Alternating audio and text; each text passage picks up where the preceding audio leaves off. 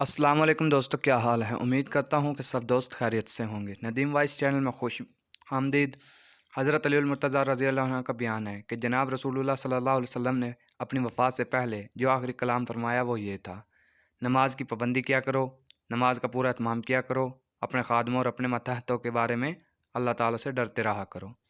حضور اکرم صلی اللہ علیہ وسلم کی حضرت خدیجہ رضی اللہ عنہا کے باطن سے 4 بیٹیاں تھیں۔ نمبر 1 حضرت زینب، نمبر 2 حضرت رقیہ، نمبر 3 حضرت ام کلثوم اور نمبر 4 حضرت فاطمہ رضی اللہ عنہا۔ اور اسی طرح حضرت خدیجہ رضی اللہ عنہ کے باطن سے 3 بیٹے تھے۔